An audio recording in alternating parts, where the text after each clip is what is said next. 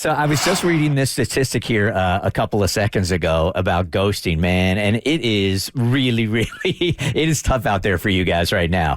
Over 25% of adults are saying that, yeah, we get ghosted now, right? It is tougher for millennials. 80% of millennials have been ghosted at one point or another. Wow. So you're probably bracing for the worst on this first date, but this woman here was shocked on TikTok when a guy didn't necessarily ghost her, but told her he wasn't going to be able to make it to the date. Not only was she cool about it, but she was shocked by what he did to make it up to her. I had a breakfast date planned for this morning, and I woke up to a text that he had sent me overnight that said, "Hey, I totally forgot about our plans. I'm really drunk right now. I don't think I'm going to be able to make it tomorrow," which was fine because I wanted to sleep in this morning anyways. Later in the day, he asked me for my Venmo, and he unsolicitedly financially compensated me for changing plans and missing our date. The work we're doing on here is making a difference, ladies. Oh my gosh. How about that? He got her Venmo. Yep. Not to send like a Venmo request, but he actually Venmo'd her money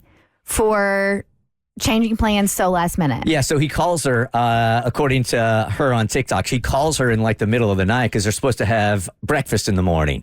And he calls up and he's like, I got to be honest with you, I'm hammered right now. I'm not going to be able to make it tomorrow morning. I'm not going to be able to make it. So I know we have breakfast plans. I'm not going to be able to make it. And then he calls her back and he says, you know, that was kind of a D-bag move of me. So I want to hook you up for your time. I would have been fine with just a rescheduling Right. text, like, hey, I can't make it tomorrow. Do you want to do the next day? I've been like, yeah, but honestly, now I'm going to start Venmo requesting anytime I get a little offended.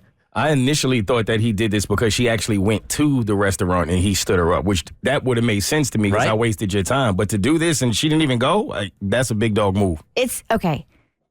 I don't want to make something nice ugly, Hey, you're about to. but I am. Okay. That's me prefacing. There can't be any goodness in this world.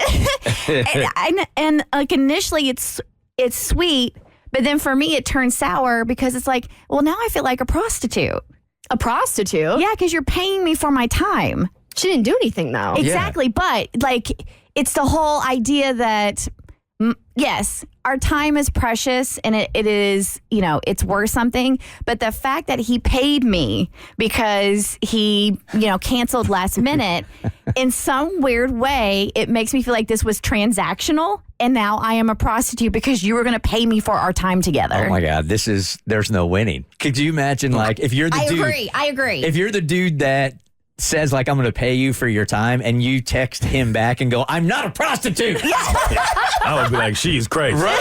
I'm so bullied there. I'm just trying to be nice. My husband is well aware of this fact. But like, and I'm like, oh, that's sweet. And then all of a sudden, it's like those commercials. Like, I don't, what's the name of the candy where like at first they're sour, but then they're sweet. This one feels opposite. At first it's sweet and then it's sour. And I'm like, am I a prostitute?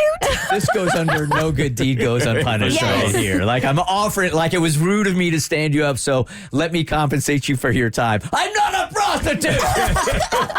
I'm just impressed. He's like throwing money at her. He's like, I canceled plans. Here's $15 for your time. Yeah. But I want to know how much money she got. That's Like, what I I was want to thinking know. the same thing. This guy is setting a dangerous precedent because if the number's too low, yeah. you're going to be like, I'm a cheapo. $15. And do you have to keep this energy like consistently now? If he ever cancels in the future and he doesn't send her something where she feel like, oh wow, you're getting cheap.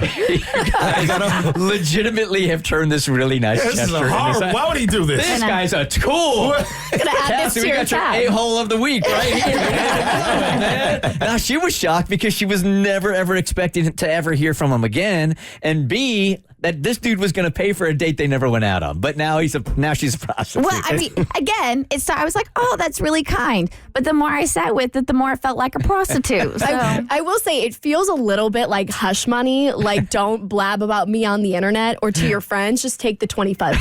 No, it's not hush money. It's like a down payment. You know how guys expect, hey, I'll take you to a nice dinner. I expect a little something back. He's already got a down payment there. I am just curious if you got stood up and somebody was going to pay you for your dates, Abby and Kristen. Oh. What is the going rate for standing Kristen up? Well, I'm going to go with current babysitting rates. And I'd say $25 an hour. $25 an hour. Yep. So if this guy just sent you like $20, you would text him back and go, you still owe me 5 more? Yes. Okay. If a man is already willing to pay me for his time just at random, I'm going to assume he's balling. I'm going to go for 150. There you go. Hey, aim high. Go big or go home. That's where you go high, right? The Bert Show. So first, thanks for watching. Second, you like what you just watched? That just scratches the surface. Get the Bert Show on any podcast platform. We're so good.